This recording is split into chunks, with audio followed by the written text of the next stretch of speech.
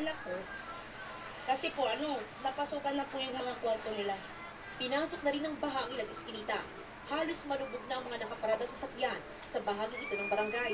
Ang ilang residente, minabuting magtanggal ng basura sa kanal upang maibsan ang baha.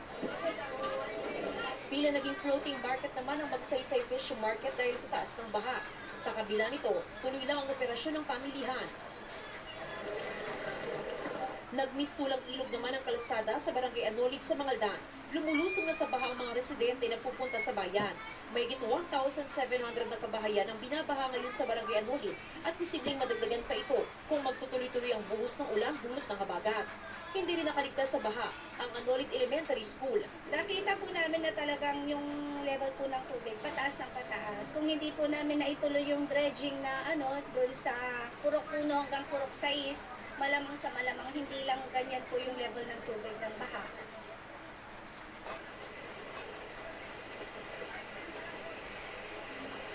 Mel, nakastandby ang mga rescue personnel ng PDRRM o ganun din ang iba't ibang LGUs para agad makaresponde sakaling may mga rescue operation. Samantala, sa mga oras na tutuloy-tuloy naman yung forced evacuation na isinasagawa sa mga residente na nakatira sa mga low-lying area sa Calasiao, Pangasinan.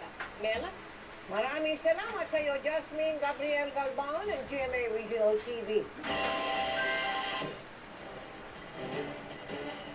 Kung hindi baradong imburnal, bumarang water lily sa ilog ang nagpabaka sa Binyan, Laguna. Kaya nagbayanihan ang mga taga-roon na para tanggalin ang mga bara. Nakatutok live si June Velasco. June.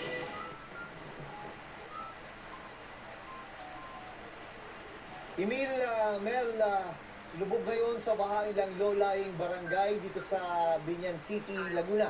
Bukod sa malakas na ulan, ay nakadagdag pa sa problema ng pagbaha ang mga water lily na nakabara sa isang ilog dito. Ilog Mariano ang tawag dito ng mga residente. Isa sa pangunahing lagusan ng tubig ng mga mabababang barangay sa Binyan.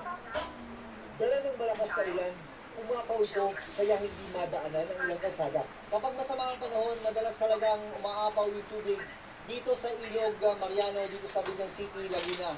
May mga pagkakataon gaya ngayon na mabagal yung pagdaloy ng tubig mula dito sa ilog palabas ng Laguna Lake. At isa sa mga sinasabing dahilan ay yung mga nakabarang water lily dito sa ilog. Dahilan kung bakit may mga barangay ngayon ang lubog sa baha. Nagtulong-tulong ang mga volunteer, taga-barangay at lokal na pamahalaan para maalis ang mga nakabarang water lily. Mostly po kung saan po kasi tumutubo po ang water lily po.